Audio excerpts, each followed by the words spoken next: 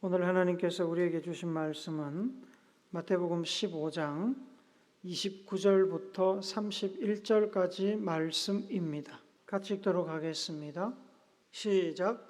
예수께서 거기서 떠나사 갈릴리 호숫가에 이르러 산에 올라가 거기에 앉으시니 큰 무리가 다리 저는 사람과 장애인과 맹인과 말 못하는 사람과 기타 여럿을 데리고 와서 예수의 발 앞에 앉힘에 고쳐주시니 말 못하는 사람이 말하고 장애인이 온전하게 되고 다리 저는 사람이 걸으며 맹인이 보이는 것을 무리가 보고 놀랍게 여겨 이스라엘의 하나님께 영광을 돌리니라. 아멘. 미국의 제22대 그리고 24대 대통령을 지낸 클리블랜드의 사진과 초상화입니다. 왼쪽은 사진이고 오른쪽은 초상화입니다. 하루는 그가 품행이 나쁜 친구에게 유혹되어서 술을 마시러 가던 중이었습니다. 젊을 때 이야기입니다. 그렇게 술을 마시러 가고 있는데 갑자기 죄의 값은 사망이라는 말씀이 떠올랐습니다. 그는 그렇게 술을 마시러 가서는 안 되겠다고 생각을 하고 친구에게 핑계를 댔습니다. 모처럼 만났는데 일이 있다는 것을 깜빡 잊었네. 어쩔 수 없이 다시 돌아가야겠네. 그는 친구의 집요한 유혹에 넘어갈 뻔했으나 그 순간이 인생을 결정짓는 중요한 순간이라는 생각이 떠올라서 단호하게 친구의 손을 뿌리치고 집으로 돌아갔습니다. 그 후에 클리블랜드는 열심히 고학을 해서 감옥의 간수장도 하고 나중엔 시장도 되었고 그 이후에 주지사 자리까지 올랐습니다. 그리고 마침내 22대 대통령의 자리에 오르게 되었습니다. 그가 대통령이 되었다는 뉴스가 미국 전역에 전해지자 감옥에 갇혀있던 한 죄수가 소스라치게 놀랐습니다. 그 죄수는 바로 젊었을 때 클리블랜드에게 술을 마시러 가자고 유혹했던 사람이었습니다. 우리는 가야 할 곳에 가야 하고 가지 말아야 할 곳에 가지 말아야 합니다. 해야 할 일은 반드시 해야 되고 하지 말아야 할 일은 하지 말아야 하지요. 우리는 있어야 할 자리에 있어야 하고 있는 곳에서 하나님께 영광을 돌려야 합니다. 성경은 우리 삶에 필요한 모든 것을 다 이야기하지는 않습니다만 우리의 삶의 자리와 우리의 행실이 하나님께 영광이 되는지를 늘 살필 것을 요구합니다. 그렇게 스스로를 살펴볼 수 있으면 우리는 매 순간 어디로 가고 무엇을 해야 할지를 선택할 때 실수를 줄일 수 있고 하나님의 뜻을 이룰 수 있습니다. 예수님께서는 가버나움 옆 동네인 게네사렛에서 사역을 하시다가 이방인 지역인 두로와 시돈으로 이동을 하셨습니다. 성경은 예수님께서 그곳에서 일어난 한 가지 사건만을 소개합니다. 가나안 여자의 귀신 들린 어린 딸을 치료해 주셨습니다. 그렇게 가나안 여인의 딸에게서 귀신을 쫓아내신 뒤에 다시 갈릴리 지방으로 돌아오셨습니다. 같은 이야기가 소개된 마가복음 7장 31절에 의하면 예수님께서는 제자들과 함께 두로 지방에서 나와서 시돈으로 거쳐서 데가볼리 지방을 통과하여 갈릴리 호수로 돌아왔다고 말씀합니다. 오늘 본문에서 기록된 치유사역은 갈릴리 호수 남동쪽 데가볼리 지방에 속한 갈릴리 호수 주변에 있는 산으로 여겨집니다. 이 데가볼리 지역은 알렉산더 대왕이 이 지역을 다 점령하고 난 뒤에 10개의 도시를 세웠습니다. 헬라식으로 10개의 도시를 세웠습니다. 그래서 이 데가볼리 지역은 헬라적 성격이 매우 강한 도시들입니다. 이 지역이 이방인적인 성격이 강하다 보니까 유대인들은 그곳 주민들을 이방인 취급을 하면서 배척하기도 했습니다. 예수님께서는 입으로는 자기는 이스라엘 백성만을 위해서 왔다고 하셨지만 두로 시돈을 거쳐서 데가볼리 지역에서도 사역을 이어가셨습니다. 데가볼리 지역에 속한 갈릴리 호수로 오신 예수님께서는 산으로 이동하셨습니다. 이 지역의 산은 우리나라 산과 달리 완만하고 나무가 별로 없습니다. 그리고 비탈이 져 있어서 사람들을 모아놓고 전체를 돌아보면서 이야기하기가 용이한 지형입니다. 예수님께서 왜 산을 택하셨는지를 특별히 성경은 이야기하지는 않습니다만 짐작하건대 마을 광장이나 회당은 일단 사람들이 많이 모일 수가 없고 사람들이 많이 모여 있으면 마을 사람들이 왕래하기가 곤란해지고 로마 군인이나 유대 지도자들의 신경을 곤두서게 만들어서 사역하는 데 걸림돌이 될 수 있기 때문에 산을 택한 것이 아닌가 생각을 합니다. 마태복음 5장에 나오는 팔복선언도 산상설교라고 하지요. 산으로 올라가서 모인 사람들을 향해서 말씀을 전하셨습니다. 예수님이 왔다는 소식이 전해지자 데가볼리 지역에 수많은 사람들이 모여들기 시작했습니다. 시각장애인, 청각장애인 등 다양한 장애를 가진 사람들과 함께 여러 가지 질병을 가진 사람들도 모여들었을 것입니다. 또한 단순히 예수님의 말씀을 한번 들어보기 위해서 혹은 예수님을 한번 보기 위해서 호기심에 모여든 이들도 있었을 것입니다. 예수님께서는 몰려드는 사람들을 보시고 그들을 긍휼히 여기셨을 것입니다. 그들을 그냥 돌려보낼 수가 없었을 것입니다. 그래서 산 지역으로 이동해서 찾아오는 모든 사람들을 대상으로 치유하고 가르치는 사역을 하셨을 겁니다. 산으로 이동하는 것이 일반인들에게는 어렵지 않겠지만 갓난아기를 데리고 있다든지 몸이 연약한 사람들 혹은 장애가 있는 사람들은 힘든 일일 수 있습니다. 예수님께서 그것을 모를 리가 없었지만 예수님께서는 산으로 이동하셨고 예수님을 만나기를 원하는 사람들은 예수님을 따라 산으로 올라가야 했습니다. 목발을 짚고 가든 다른 사람에게 업혀서 가든 예수님이 계신 곳까지 가야 예수님을 만날 수 있었습니다.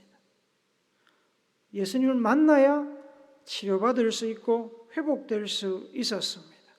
예수님을 만나야 천국의 말씀을 들을 수 있었습니다. 예수님이 계신 곳으로 가야 떡 7개와 생선 2마리로 남자만 4,000명을 먹이는 기적의 역사를 볼 수 있었습니다. 허기진 배를 채울 수 있었습니다. 여기에 중요한 교훈이 있습니다. 예수님을 만나려면, 예수님이 주시는 놀라운 은혜를 체험하려면, 예수님의 역사를 경험하고 주님께 쓰임 받으려면 주님이 계신 곳으로 가야 됩니다. 주님이 머무시는 곳에 머물러 있어야 됩니다. 주님이 원하시는 곳에 있어야 하는 겁니다. 마태복음 16장 24절에 예수께서 제자들에게 이르시되 누구든지 나를 따라오려거든 자기를 부인하고 자기 십자가를 지고 나를 따를 것이니라 라고 하신 말씀이 괜히 하신 말씀이 아닙니다. 예수님께서 오늘 본문에서 머무신 곳은 접근하기가 그리 쉬운 곳이 아닙니다. 산악지역입니다. 그곳은 광야입니다. 광야에 있는 완만한 산입니다. 그곳은 인근 마을에서 제법 떨어진 곳이었습니다. 그래서 먹을 것을 구하기가 쉽지 않은 곳이었습니다. 배고프면 얼른 나가서 혹은 집에 가서 먹고 올 수 있는 그런 곳이 아니었습니다. 그런 곳에서 예수님께서는 3일을 머무셨습니다. 3일 동안 제자들에게도 혹은 몰려든 사람들에게도 돌아가란 말씀을 하지 않으시고 열심히 치료하시고 가르치셨습니다. 예수님의 치료와 가르침, 기적을 경험하기 원하는 사람은 그곳까지 와야 했습니다. 힘써 산에 오르고 수고를 해야 했습니다. 힘들다고 멀다고 핑계대고 예수님께로 가지 않으면 결코 치료의 역사, 먹이시는 역사, 말씀의 역사를 경험할 수 없었습니다. 예수님이 계신 곳이 축복의 자리였고 은혜의 자리였습니다. 꼭 물리적인 자리를 이야기하는 것은 아닙니다. 우리가 예수님의 임재를 경험할 수 있는 곳이라면 어느 자리나 예수님이 계신 자리고 우리가 그곳에 머물러야 하는 겁니다. 중요한 것은 예수님이 계신 자리 혹은 예수님이 머무르는 자리, 예수님이 지목하는 그 자리를 우리가 알고 찾아갈 수 있느냐, 그렇지 못하느냐 하는 것입니다. 창세기 22장에 보시면 100세의 아들을 얻은 노부부 이야기가 나옵니다. 아브라함과 사라입니다. 그런데 하나님께서 느닷없이 아브라함에게 아들을 제물로 바치라고 통보하셨습니다. 창세기 22장 2절을 같이 읽읍시다. 시작. 여호와께서 이르시되 내 아들 내 사랑하는 독자 이삭을 데리고 모리아 땅으로 가서 내가 내게 일러준 한 산 거기서 그를 번제로 드리라. 하늘이 무너지고 땅이 뒤집힐 일이었습니다. 목숨보다 귀한 무려 100세에 낳은 아들을 바치라니 누가 그런 요구에 쉽게 순종할 수 있겠습니까? 하나님께서 아브라함에게 모리아 산으로 가서 그곳에서 제단을 쌓으라고 하셨습니다. 아브라함이 모리아 산 가고 싶겠습니까? 아닐 겁니다. 자식 죽이러 가라는데 누가 가려고 하겠습니까? 요나처럼 오히려 짐 싸서 반대 방향으로 도망가고 싶었을 겁니다. 아브라함은 하나님께서 가라고 하시는 곳에 전혀 가고 싶지 않았습니다. 요나서 1장에 보시면 하나님께서 요나에게 찾아오셔서 이렇게 말씀하십니다. 요나서 1장 2절 같이 읽습니다. 시작. 너는 일어나 저 큰 성읍 니느웨로 가서 그것을 향하여 외치라. 그 악독이 내 앞에 상달되었음이니라 하시니라. 니느웨는 아수르 제국의 수도입니다. 아수르는 당시의 북이스라엘과 관계가 좋지 않았습니다. 원수의 나라입니다. 나중에 북이스라엘을 멸망시키고 남유다를 위협하는 그런 나라였습니다. 그 원수의 나라 수도에 여행을 가라는 말씀도 아니고 가서 니느웨를 멸망시키라는 말씀도 아니고 니느웨 백성들이 하나님의 심판을 받아 멸망할지 모르니까 가서 경고해서 그들을 살리라는 명령이었습니다. 요나가 대단한 애국자, 민족주의자가 아니라고 하더라도 원수의 나라를 살리기 위해서 생명을 위협을 무릅쓰고 니느웨로 가고 싶겠습니까? 여러분 같으면 히로시마에 가가지고 원팍 터지니까 빨리 피하시오 하시겠습니까? 아니면 모른 척하고 그냥 입 다물고 있겠습니까? 니느웨가 멸망하는 것이 요나의 소망이고 민족의 바람인데 가서 니느웨를 살리고 싶겠습니까? 절대로 아니죠. 그래서 요나는 욥바항구로 도망가서 니느웨의 반대편인 다시스로 가는 배를 탔습니다. 요나는 하나님께서 가라고 하신 곳으로 전혀 가고 싶지 않았습니다. 차라리 불순종의 벌을 받아 망하더라도 니느웨로 가려고 하지 않았습니다. 아브라함과 요나는 하나님께서 지명하신 곳으로 가라는 명령을 듣고 다른 반응을 보입니다. 심정은 똑같았습니다. 가고 싶지 않았습니다. 절대로 가고 싶지 않았습니다. 그러나 믿음의 조상 아브라함은 자신의 감정, 분노, 자식에 대한 사랑의 마음을 접고 하나님의 뜻에 순종하기로 결단했습니다. 하나님의 깊은 속내를 다 알 수는 없지만 100세에 얻은 아들의 생명을 자기 손으로 거두라고 해도 순종해야 한다고 판단한 것입니다. 하나님의 뜻에 반대하여 지금 당장에는 아들을 지킨다 하더라도 하나님이 원하시면 언제든지 어떤 방법으로든지 아들을 데려갈 수 있다는 것을 아브라함은 모를 리가 없었습니다. 그렇다면 순종하는 것이 기왕이면 자기 손으로 하나님께 아들을 드리는 것이 낫다고 판단했을 수도 있죠. 어쨌든 아브라함은 하나님의 뜻에 순종했습니다. 요나는 자기 생각대로 도망을 갔습니다. 다시스 배를 탔습니다. 하나님으로부터 도망칠 수 있다고 생각하지는 않았겠지만 끝까지 저항하고자 했습니다.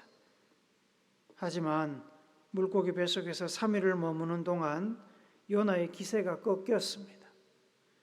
하나님의 뜻에 동감하지는 않았습니다만 따르기로 한 것입니다. 자기가 아니라도 하나님은 누구를 보내든 사람을 보낼 것이고 하나님께서 바라는 구원의 역사는 일어나리라고 그는 생각했을 것입니다. 결국 두 사람은 하나님께서 원하시는 곳으로 갔습니다.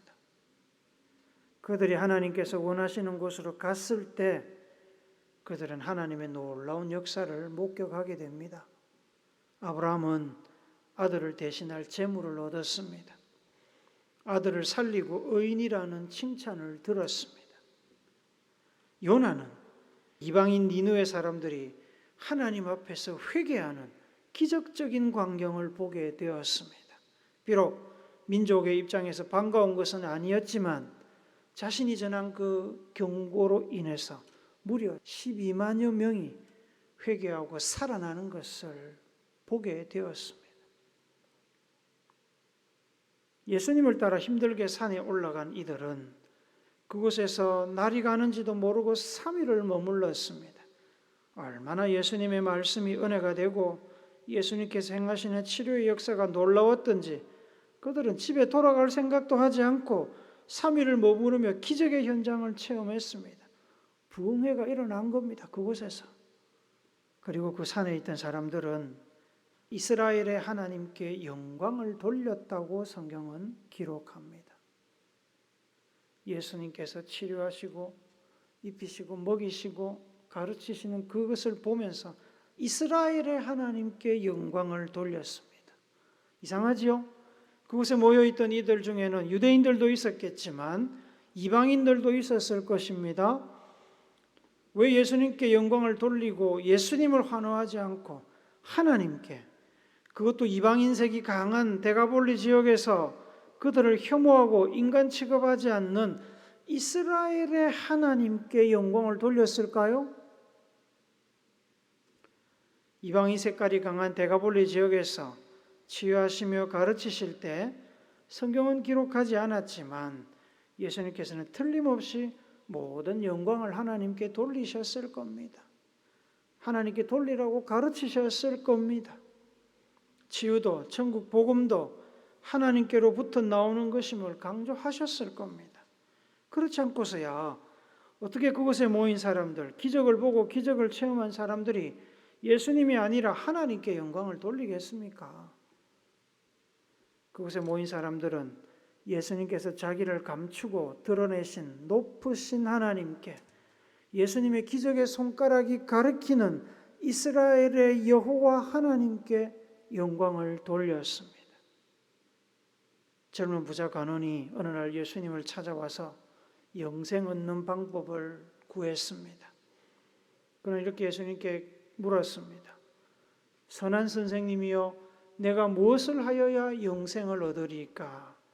예수님께서는 그 젊은 부자 관원에게 이렇게 반문하십니다. 18절 같이 읽습니다. 시작. 예수께서 이르시되 내가 어찌하여 나를 선하다 일컫느냐? 하나님 한 분 외에는 선한 이가 없느니라. 예수님께서는 선하다는 칭찬은 오직 하나님께만 돌려야 한다고 말씀하셨습니다. 예수님의 관심은 언제나 하나님께서 영광을 받으시고 하나님의 뜻이 이루어지는 것이었습니다. 자기가 영광받고 자기 뜻이 이루어지는 것이 아니었습니다. 그래서 자기 목숨이 위태로운 상황에서도 하나님의 뜻이 이루어지기를 원한다고 그는 간절히 기도했습니다. 예수님께서 자기가 아니라 하나님께 영광을 돌리도록 사람들을 인도한 것은 예수님의 사역 초반부터 있어 온 일이었습니다. 누가복음 5장 25절 26절 같이 읽읍시다. 시작. 그 사람이 그들 앞에서 곧 일어나 그 누웠던 것을 가지고 하나님께 영광을 돌리며 자기 집으로 돌아가니 모든 사람이 놀라 하나님께 영광을 돌리며 심히 두려워하여 이르되 오늘 우리가 놀라운 일을 보았다 하니라. 지붕을 뚫고 들것에 실려 내려온 중풍병자가 회복되는 것을 지켜보던 사람들은 그 회복된 중풍병자와 함께 입을 모아 예수님이 아니라 하나님께 영광을 돌렸습니다. 누가복음 13장 13절도 봅시다. 같이 읽습니다. 시작. 안수하시니 여자가 곧 펴고 하나님께 영광을 돌리는지라. 18년 동안 귀신에 사로잡혀서 허리가 꼬부라져 있던 여인도 치료받은 뒤에 예수님 앞에서 하나님께 영광을 돌렸습니다. 누가복음 18장 43절도 봅시다. 같이 읽습니다. 시작. 곧 보게 되어 하나님께 영광을 돌리며 예수를 따르니 백성이 다 이를 보고 하나님을 찬양하니라. 예수님께서 눈뜨게 하신 맹인이었던 사람도 하나님께 영광을 돌렸고 그 치료하시는 것을 보고 있던 사람도 하나님께 영광을 돌리셨습니다. 예수님은 처음부터 끝까지 오직 하나님이 영광 받으시도록 자기는 감추고 하나님은 이름을 높였던 겁니다. 그래서 그 산에 있던 사람들, 예수님의 치유하심을 경험하고 예수님의 가르침을 듣고 있던 사람들이 그 산에서 예수님이 아니라 하나님께 영광을 돌린 겁니다. 성경은 그리스도인 된 우리가 우리 삶을 통해 하나님께 영광을 돌려야 한다고 거듭거듭 당부합니다. 고린도전서 6장 19절 20절을 같이 읽읍시다. 시작. 너희 몸은 너희가 하나님께로부터 받은 바 너희 가운데 계신 성령의 전인 줄을 알지 못하느냐? 너희는 너희 자신의 것이 아니라 값으로 산 것이 되었으니 그런즉 너희 몸으로 하나님께 영광을 돌리라. 베드로전서 4장 16절도 같이 읽습니다. 시작. 만일 그리스도인으로 고난을 받으면 부끄러워하지 말고 도리어 그 이름으로 하나님께 영광을 돌리라. 하나님께 영광을 돌리라. 하나님께 영광을 돌리라. 사랑하는 우물교 성도 여러분, 애굽에서 탈출한 뒤에 모세는 200만 명에 가까운 백성들을 이끌고 무려 40년 동안 광야길을 유리하다가 결국 가나안 땅에 들어갈 여리고성 맞은편 땅에 도착했습니다. 이스라엘 백성들이 40년을 보낸 그 광야길에는 도로 표지판도 GPS도 내비게이션도 없었습니다. 잘못된 길을 들어서면 물이 없어서 어린 아기들과 늙은이들과 같이 연약한 이들은 물론이거니와 젊은 사람이라도 갈증으로 쉽게 죽을 수 있는 그런 길이었습니다. 모세는 그 광야길에서 백성들을 어떻게 인도했을까요? 모세는 백성들을 인도할 때 딱 한 가지 원칙만 붙들고 있었습니다. 출애굽기 13장 21절, 22절을 읽어봅시다. 시작. 여호와께서 그들 앞에서 가시며 낮에는 구름 기둥으로 그들의 길을 인도하시고 밤에는 불기둥을 그들에게 비추사 낮이나 밤이나 진행하게 하시니 낮에는 구름 기둥 밤에는 불기둥이 백성들 앞에서 떠나지 아니하니라. 모세는 하나님의 인도하심만 따라갔습니다. 그게 모세의 원칙이었습니다. 모세는 하나님의 구름 기둥 불기둥이 움직이는 대로 백성들을 이끌었고 구름 기둥 불기둥이 멈추는 곳에서는 백성들을 멈춰서게 했습니다. 모세가 하나님의 뜻대로 백성들을 인도했던 그 결과가 어떻게 됐느냐? 40년 동안 몸의 옷이 낡아지지 아니하였고 발의 신이 헤어지지 않는 놀라운 축복을 경험했습니다. 이방 민족들과 싸워서 결국 이겼고 가나안 땅을 점령하게 되었습니다.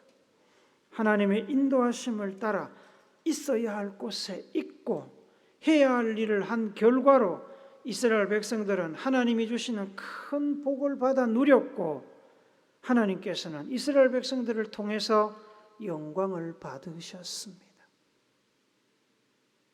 예수님께서는 우리의 삶을 쉬운 길로만 인도하지 않으십니다. 왜 굳이 높은 산으로 가시는지, 왜 힘든 골짜기로 내려가시는지 우리는 잘 이해하지 못하지만 예수님께서 가시는 곳으로 가야 예수님의 은혜를 경험할 수 있고 하나님께서 주시는 복을 누릴 수 있고 하나님께 영광 돌리는 삶을 살 수 있습니다.